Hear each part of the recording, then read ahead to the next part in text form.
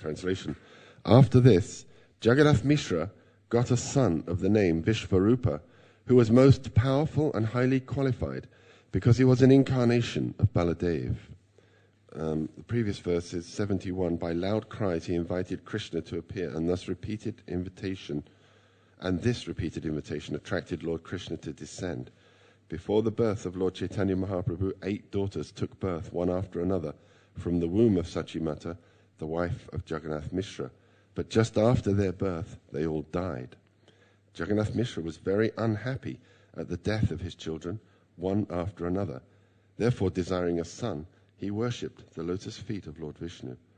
After this, Jagannath Mishra got a son of the name Vishvarup, who was most powerful and highly qualified, because he was an incarnation of Baladev. Purport. Vishvarup was the elder brother of Gaurahari, Lord Sri Chaitanya Mahaprabhu.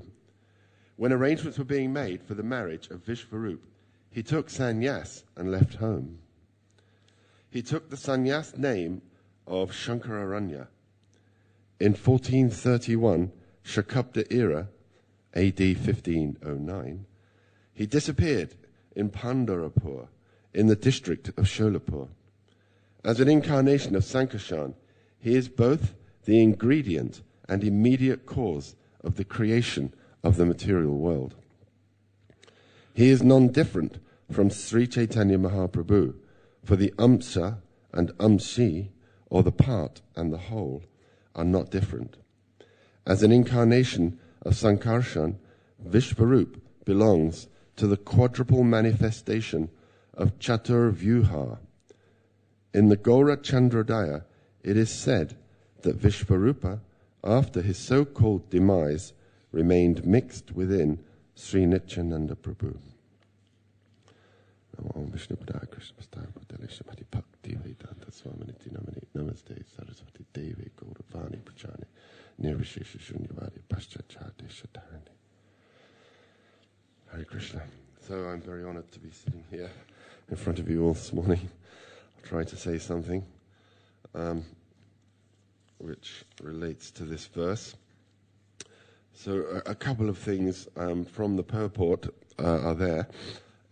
One is some little information about Lord Vishvarup, and in terms of his pastime and in terms of his tattva.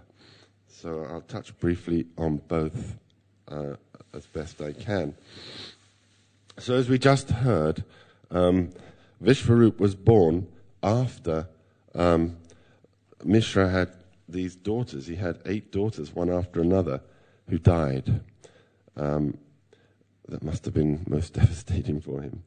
But finally, he had this brilliantly effulgent son, Vishvarup, so beautiful, and a great learned scholar. It's described in Chaitanya Bhagavat. Some information is given about the child.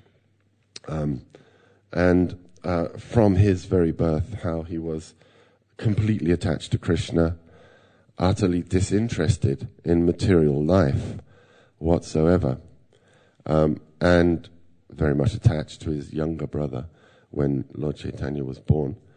It's actually said that Lord Chaitanya, as a child, as you may know, he was extremely misbehaved. Like Krishna, he would create trouble everywhere.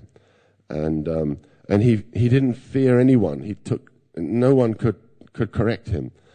And why not? Because he's the completely independent Supreme Lord. So he can do what he likes. So he did do what he liked, which often involved transgressing all kinds of normal behavior. But the one person that he always remained humble and submissive before was his elder brother, Vishvarup. Jaya Shri Radha Gokulananda. So Vishvarup had this relationship with him. Vishvarup was, when he took birth, of course in Bengal at that time, the situation was very fallen. The people were largely Durga worshippers, disinterested in Krishna consciousness, Vaishnavism. They would mock the Vaishnavas. for the most part, it was a difficult atmosphere. They were very materialistic. Very rarely was the name of Krishna heard. So Vishvarup, right from the beginning, he thought, I don't want to see their faces. Why should I stay in this society? But he used to find solace by spending time with Sri Advaita Acharya. He would go to Advaita and they would discuss Krishna Katha together in Lord Advaita Acharya's house. And Advaita would be so mesmerized by the boy and by his Katha that he would stop whatever he was doing. He would just, like his normal business, he was a householder, he would just drop everything and just sit there, and they would just spend hours and hours discussing Krishna consciousness. And it said that as Vishvarup explained the Vaishnava conclusions, Advaita would roar in delight. There was a lot of roaring in Lord Chaitanya's pastimes. Lord Chaitanya would frequently roar as well. So, yeah, he would become so delighted by the the speaking of Sri Vishvarup, so in that way he managed to somehow tolerate the external atmosphere, because there was some Vaishnava Sangha. And in his own home, he was always to be found in the temple room, the Vishnu Griha. He would be absorbed in worship of the Lord. He wasn't interested in materialistic activities at all. So it so happened to pass that one day Jagannath Mishra and Sri Sachi Mata decided, we must get the boy married, because he had come of age, 16 perhaps, I'm not sure, 17, 18 maybe. So they began to discuss his wedding arrangements, and he was in the temple room, and he could hear this going on. He thought, what, marriage? This is not going to happen. There's no way I'm going to get entangled in material life. He was very intelligent, very elevated in spiritual consciousness. So he decided to take sannyas. So one night he just left home, and he didn't tell anyone. And the parents woke up next morning and the boy was gone. So sannyas means finished. Your material life, everything finished. Like the walking dead man, it said. So it was as if Vishvarup had died. He'd gone. They knew he wouldn't come back. Jagannath Mishra knew, that he was so detached from family life. And he said, I never knew, how long this boy would stay with me. He always sensed that this would happen. But when he left, they were struck with grief, the parents and everyone. Advaita, they were weeping incessantly. Lord Chaitanya collapsed unconscious when he heard that Vishvarup had left with grief. And they were just crying out, Vishvarup, Vishvarup, thinking that they would never see him again. Indeed, they never did see him again. So it's described, people were trying to console Mishra and, compose yourself. Your son has taken sannyas. What could be more auspicious? If a person takes sannyas in the family, he delivers everyone. This magnanimous personality will save all of you by this act of his. So why are you lamenting? Innumerable generations become eligible for liberation as a result of this. It's the perfection of education. And but Mishra could not be consoled, because obviously this is his mood of vipralamba, of separation. He's not an ordinary personality. He's Nanda Maharaj, and he's always the Lord's father. Whenever the Lord appears, he comes as his father. So, but he exhibited this mood of separation, of grief. And then he finally consoled himself, and I just read this little section about how he did that.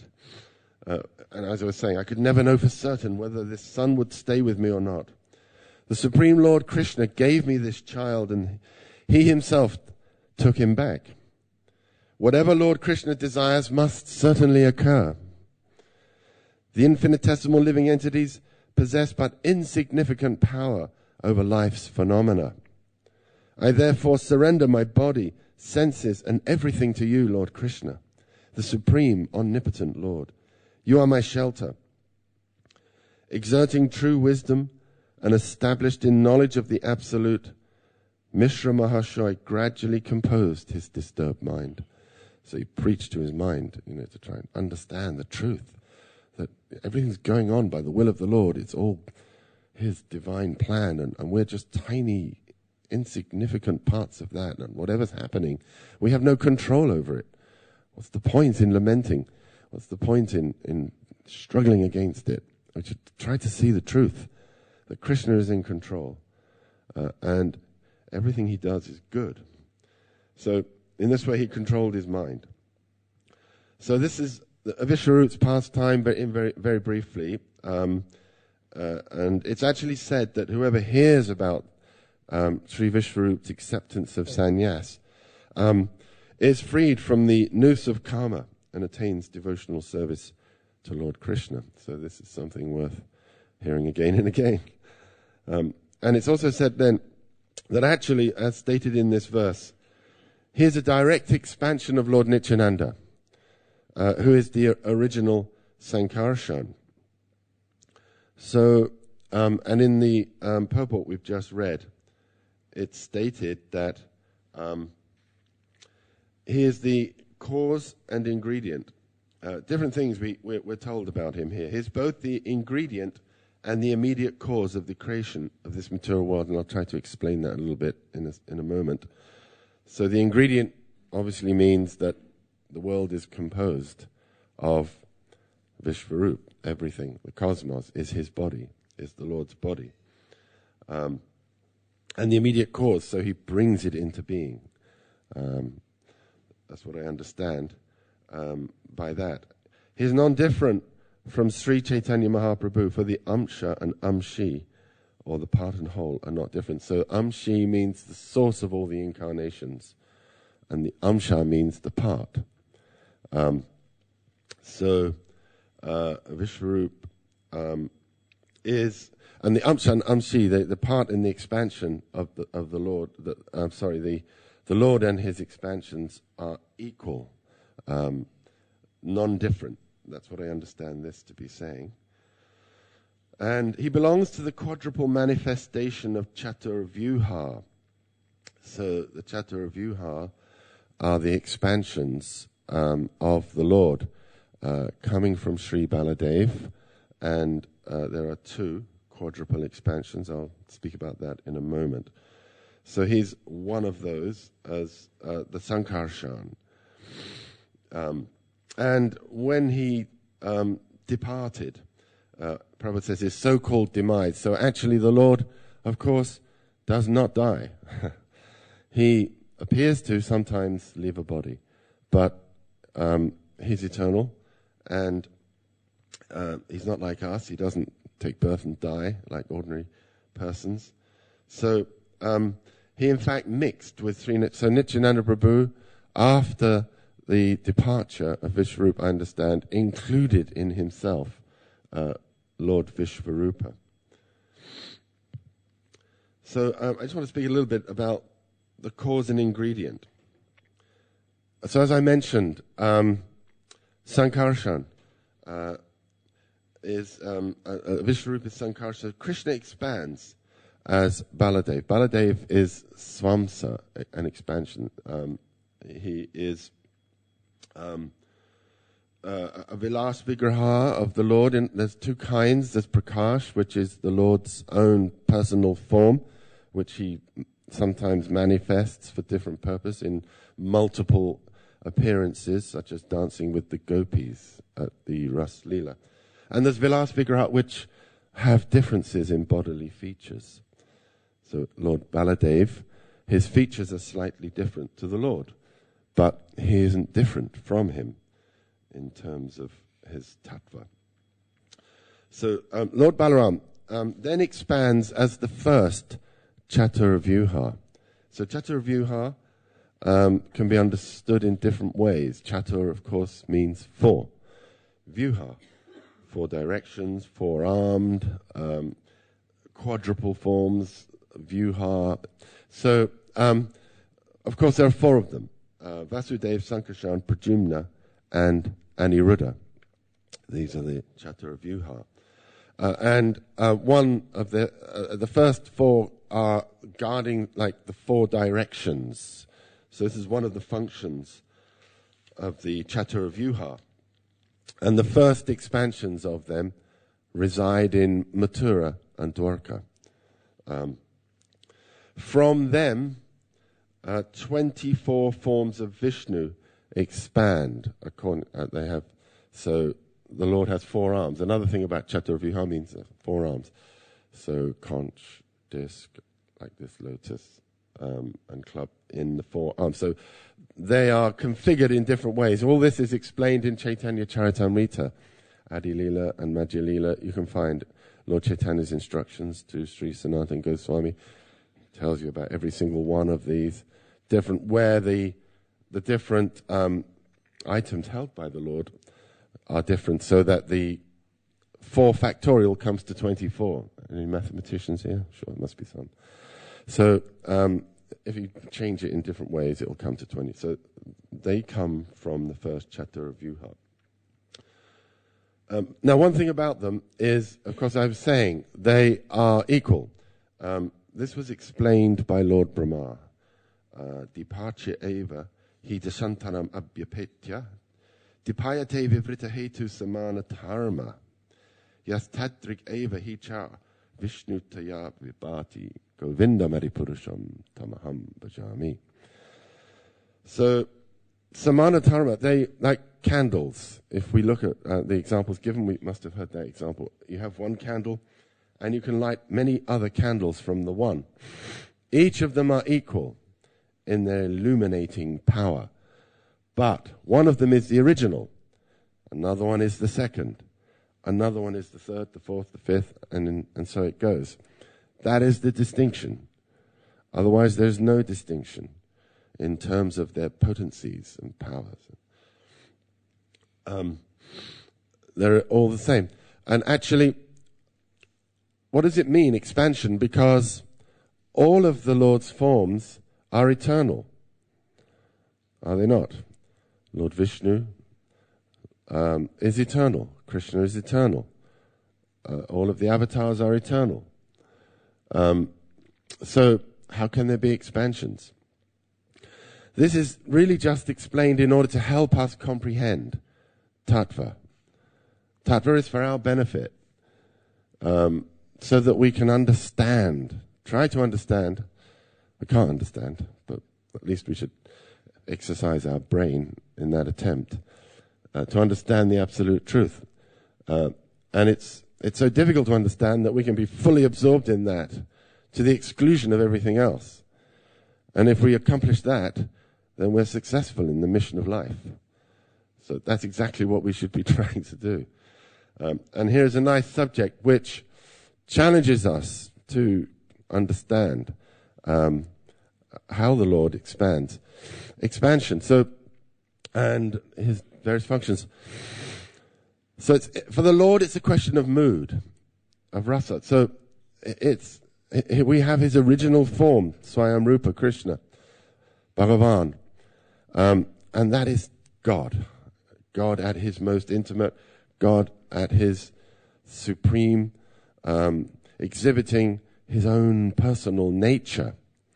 And his most sweet, beautiful, delightful, kind, gentle. Krishna is all of these things. He's the most wonderful person one could hope to meet. This is Krishna. He's the Swayam Rupa.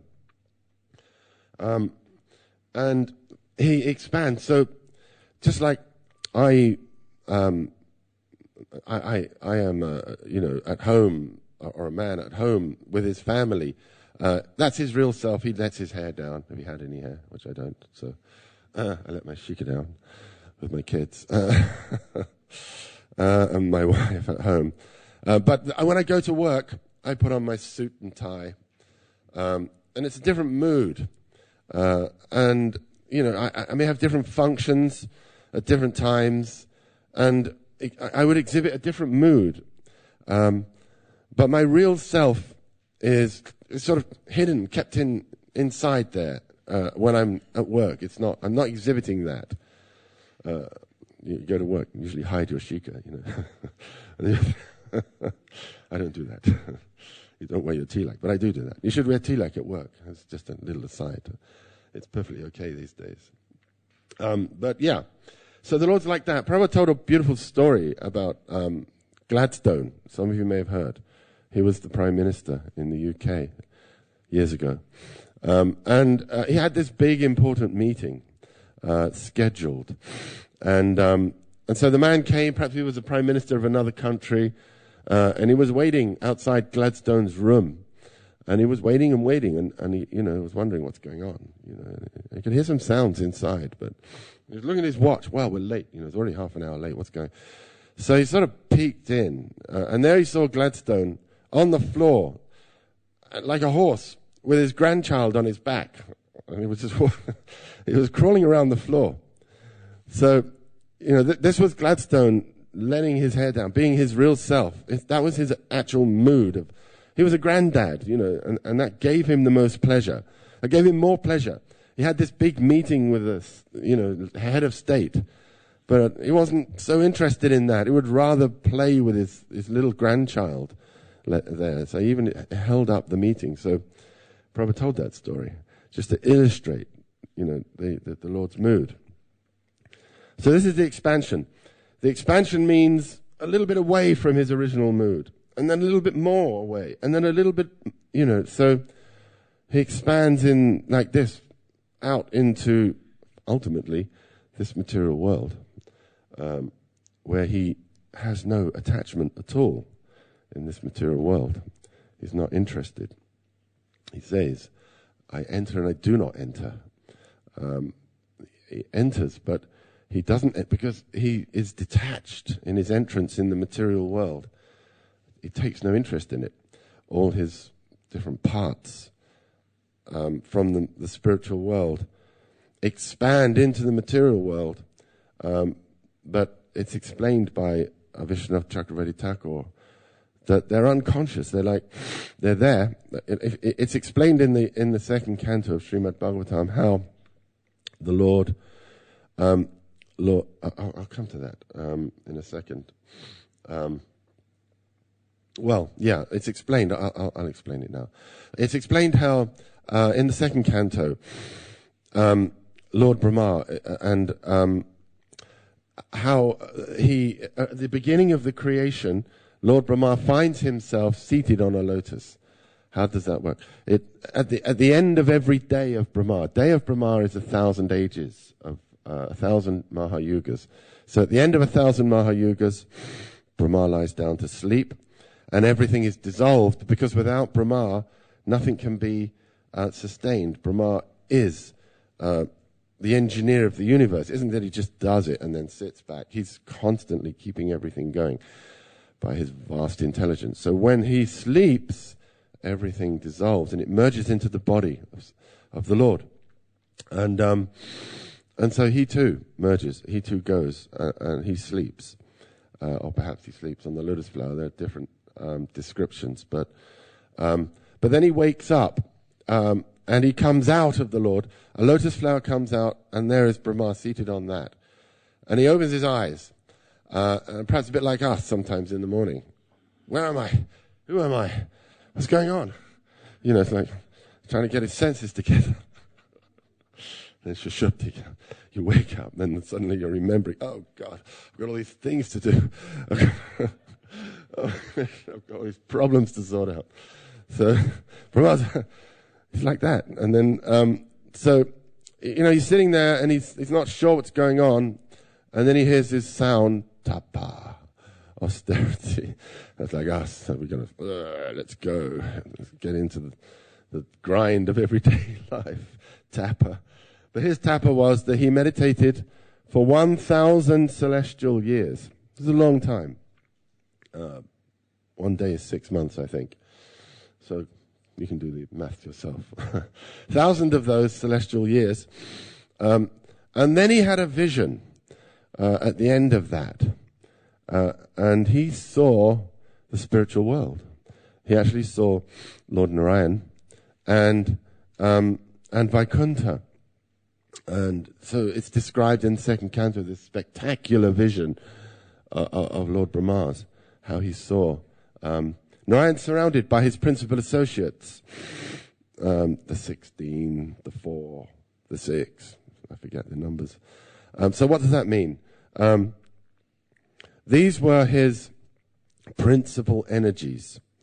It's actually said that Prakriti, Mahatattva, ego, they were all there. Hand, eye, nose, mouth, they were all there. But there wasn't like a big eye, a big nose, a big mouth surrounding Lord Narayan. These were four-armed forms of the Lord. Everyone in Vaikuntha has the same form as the Lord. Same beautiful, blackish, four-armed form. So these were his principal associates. Now, as I was saying previously, when the Lord comes, they come. So we are able to have senses. We are able to have mind. We're able to have intelligence, organs, because the Lord provides them for us. But they come only for that to facilitate the living entity's desire to enjoy separately from God. So obviously Krishna doesn't have a lot of attachment to that concept. He doesn't want us to enjoy separately from him. He wants us to enjoy with him. He wants us to be happy. And of course the net result of trying to enjoy separately from Krishna is we suffer intensely until we finally realize that and give up the plan and turn back to him. So this is how the expansions occur, moving away from the Lord's intimate original mood and desire. So the technical details are the Chaturvyuha. From the first Chaturvyuha comes the second, another one. And these include Mahasankarshan. Mahasankarshan is the sum total of all the jivas, all the conditioned souls are within him, and from him expands Karanadakashayi Vishnu. So Karanadakashayi Vishnu is Mahavishnu. So Mahavishnu. So Prakriti expands as Pradhan. Pradhan and Prakriti are the same. So in a corner, Prabhupada sometimes, to help us understand, explains it like this. In a corner of the spiritual world, a cloud appears. And this is Pradhan, this is Prakriti.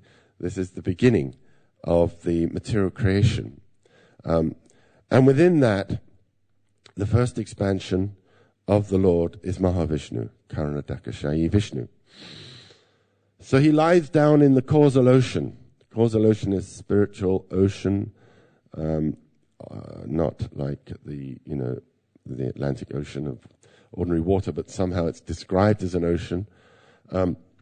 Then out of his body, of course, come all of the universes. So, of course, nothing exists. So what's actually coming out?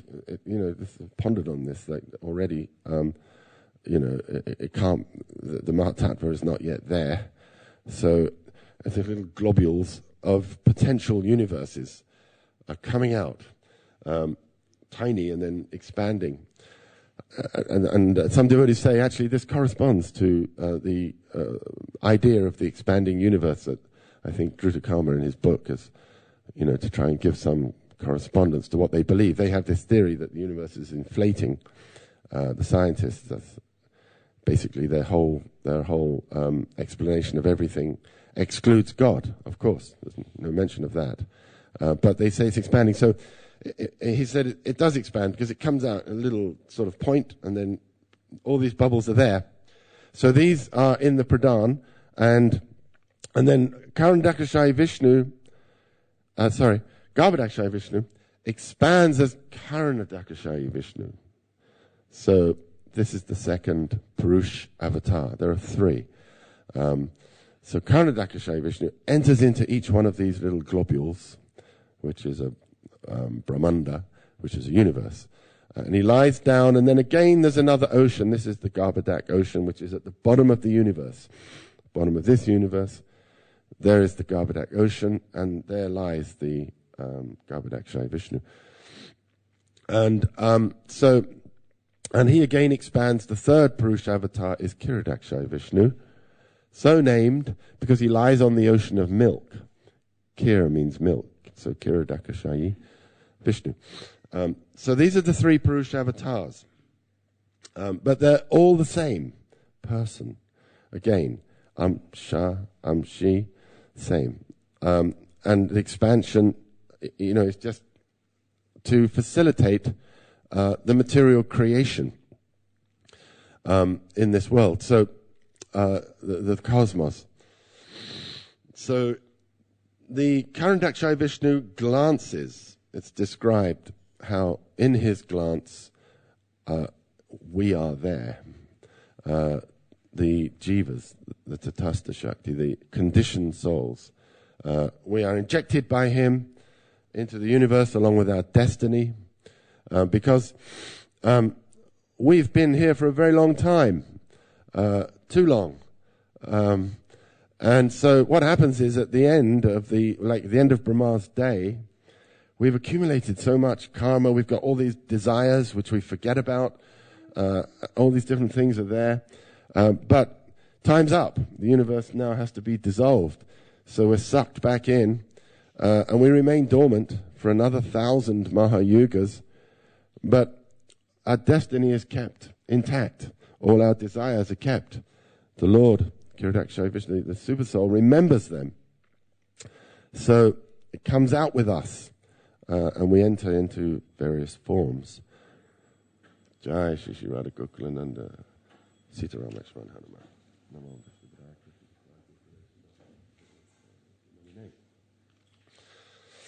and the modes of nature and time. The Lord enters as time, and then the whole show puts to sea.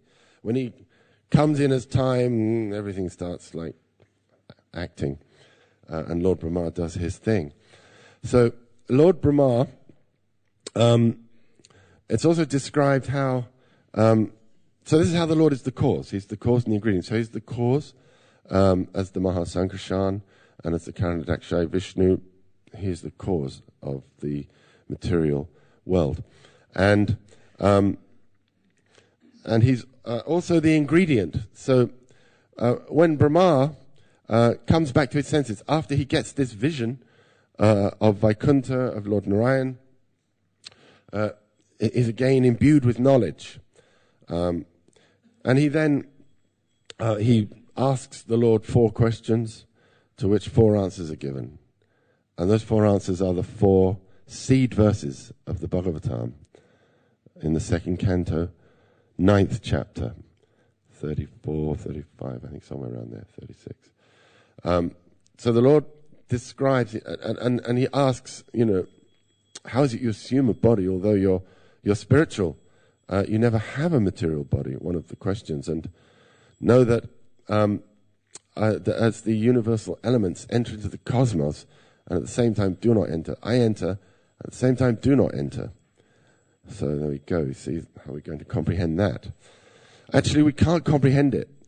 It's a chincha, how the Lord is acting, inconceivable. And actually, even the universe itself, like Shukadev Goswami, when he's describing it to Maharaj Pariksit in the 5th canto, even if one was imbued with a life as long as that of Lord Brahma, he would not be able to describe the universe, the cosmos, this one universe. One universe. There are countless universes. Just this one. Right now there's a lot of debate and discussion among devotees. Is the earth flat or is it round?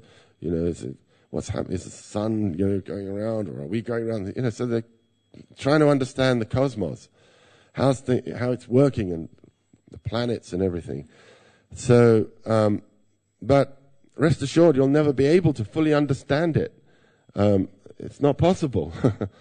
Even Shukadev Goswami said, I'll try to explain to the best of my ability to give you some idea of the cosmos. So this is the one cosmos. So this is, and this is a spark of the Lord's splendor. Not one universe is a spark.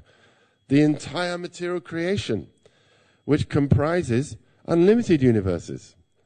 And this is just the Lord, casually creating just, a part of himself.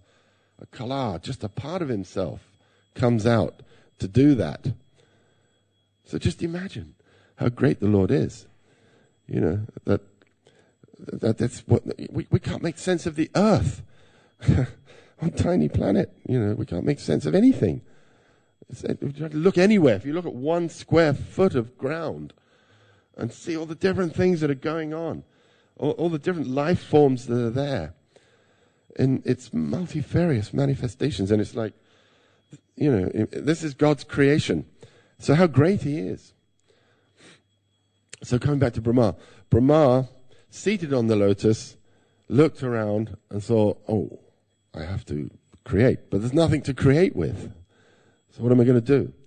There was the body of the Lord. So the body of the Lord became, like the Garbhodakshai Vishnu, Lord Garbhodakshai Vishnu, is the super soul of this universe, and he's the Virat Rupa. The Virat Rupa expands into this world. Now, of course, Virat Rupa is said to be imaginary. So there is one aspect, and that is this world. So the imaginary form of the Virat Rupa comprises the planets, the Shushuma, all that kind of thing. That's described in 2nd canto and in the 5th canto. That there are these the yogis who meditate on the subtle and gross forms of the universe. Some meditate on the Hiranyagarbha, and some meditate on the Virat Rupa, which is comprising all the planets, in order to help them. But this is just to help them to get a concept of the personal form of the Lord. Prabhupada writes in one purport, those who can't stand the idea of the personality of Godhead, something, he uses words along those lines, repulsed by it, I think he says, something like that. For them, the Virat Rupa is there, so they can meditate on that. And gradually, it'll begin to sink in that God has a form, God is a person. But there is also the Virat Rupa, which is the Garbhodakshai Vishnu. The Lord displayed a form, the Virat Rupa, to Arjuna, and later to Advaita Acharya. And sometimes he displays that form. So that is his form. But so that is the ingredient. So the cause, as the Mahasankarshan, as Lord Sankarshan, he expands, he creates, brings the universe into being. And then as Garbhodakshai Vishnu, he becomes the universe. So he's the ingredient, he's the cause and the ingredient. And all this is Lord Vishvarupa. Lord Vishvarupa is Mahasankarshan. So, running out of time, I just wanted to say one thing. So the question I would ask, all this information is given in Shastra. So who cares? Who cares about all this? Why should I care? I'm told all these things. What difference does it make to me, to my spiritual life? See, whenever we read Prabhupada's books, we should come up with this question. We read sentences, and we just, in a doze, in a daze, and we go on to the next one. And is it sinking in? It'll sink in if we ask ourselves this question. Why do I need to know this? Obviously it's there for a reason. The Bhagavatam. This information is given. It's actually said about the Bhagavatam that it's the literary Brahma Samitam, the literary incarnation of the Lord. And if we assimilate the Bhagavatam, by the time we reach the 9th canto, we should be self-realized, God-realized. We're ready for the 10th canto. We're not even supposed to touch the 10th canto until we get to that point of self-realization. Actually, in one part of the 2nd canto, I made a note of it here somewhere. I think it's 2:12. There's a purport where Srila Prabhupada describes how that really, if one has not yet become freed from sex desire, he should stick to the 1st and 2nd cantos. And he describes that because sex desire means lusty desires, but it's more than that. He also explains in that purport how it unpacks into profit, adoration, and distinction. Desires for these things, desires for name, fame, and adoration, which are deeply rooted in the heart and very difficult to get out, extirpate, very difficult to become free of these. We want to be seen as a good devotee, as a big devotee, I'm all right, I'm doing okay. Behind the scenes, it's like, how am I going to make it? Oh my God, I'm struggling, Come to the temple, yes. Put on a brave face. Actually, Prabhupada says that about the karmis, that, you talk to them, how are you? Oh, I'm fine, thanks, everything's great. He says, everyone says that, but when you're alone, you cry, actually, so it's sad, because everyone's like that. So what the point I'm making here is that the Bhagavatam should be having this effect, extirpating from the heart these desires, which are so deeply rooted. And especially the 2nd canto has that power. 1st and 2nd canto, they have that power. One of the questions Brahma asks is, how will I not become overcome by pride when I'm creating, because Brahma, we may think we're doing great things, we're doing some big things, we're building a big temple, we're collecting so much money. Well, yeah, well done. But Lord Brahma, the entire universe, everything's there by his arrangement. All these intricate arrangements which we can't even begin to fathom. In every little detail, Brahma is there. He's bringing it into being. He brings into being all these devatas, all these different administrative gods who are controlling everything. So he's doing big stuff, big work, big service. So he knows that when you do that, when you achieve, big things, accomplishments, you become proud. Oh, just see what I've done. How great I am, intelligent, capable. So that immediately happens. And especially people praise you. Wow, Prabhu, you've done that's really good. Immediately it's said that as soon as a person is put on an elevated position, he thinks, I'm worthy of this. Oh, yes, this person is very intelligent. He's understood. Yes, my true position. So this is a problem. So Brahma, he asked that question, how can I avoid this pitfall? So in response to that come the seed verses, and one of them is explaining how I'm everything. Actually, he does everything. Brahma explains later to Narad, I explained earlier, actually, in the 7th chapter, to Narad how the Lord does everything. I'm just, I'm like the hand, on the body. The hand, what credit can it take? I'm moving it. It may act according to my will. So I was just listening to a class actually where Prabhupada said we must be like that. We must become like the Lord's hand. Then everything we do is simply completely according to His will and His desire. And then you don't accrue any karma, because you're not responsible. Anyway, that's a nice little point. I just heard in a class yesterday actually, Prabhupada speaking. 66 class, great classes. Anyway, yeah. So Brahma, he saw that the Lord he's doing it. He's Mahasankirtan. He brings it into being. He becomes the universe. He provides me with the template. It's not coming out of Brahma's fertile brain. The Lord provides the template for everything. He is everything. All his various associates from Vaikuntha are coming down to become the various elements of the universe. So all these things Brahman knows. So this is how we too can become free of our false ego, of our pride, our desire to lord it over, our desire to be, the big person, is all born of this false conception that we're the doers and that we're independent of God, but we're not independent. And everything is under his control. So if we can get that vision, that this is Brahman realization, actually, for a devotee. Brahman is not like, I see, it's all energy. Everything is actually, Brahman is actually Krishna. It's Vedanti Tattva Vidam Tattvam Yajganamadvayam Brahmeti Paramameti Bhagavaniti Shabdite, the three aspects of the same truth. So to see Brahman means to see God everywhere, to see the all-pervasive nature. How can we see the all-pervasive nature of God? To see that his hand is in everything. So that then we don't see duality. The duality that we see now is I like this, I don't like that. This person is good, that person is bad. I'll vote for this one, I won't vote for that one. It's all duality, it's all illusion, complete bewilderment.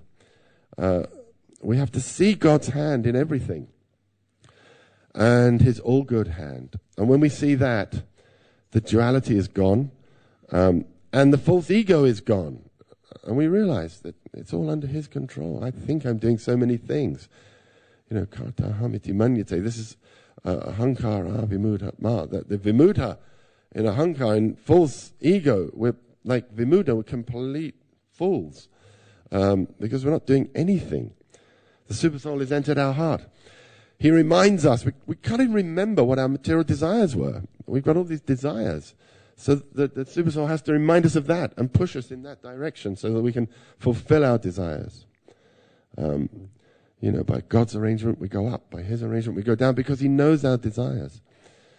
So we can't do anything. So when this dawns, first this Brahman, then Paramatma begins to dawn, then the false ego will subside and will become humble and free of all these lusty desires, in which case we're ready to go to the third canto.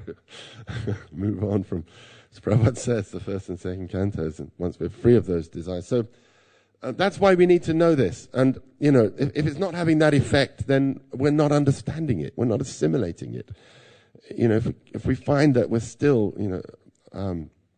plagued by so many desires, then the Bhagavatam we've not yet taken it into our hearts and assimilated it. So we need to do that. So first and second cantos are amazing. They're full of that power and these wonderful descriptions. Very deep and powerful, potent Shastra. So anyway, that's the little side. I think I'll stop because it's 8:30 and hopefully I've described something about Lord Vishvarup. Does anyone have any questions before I stop?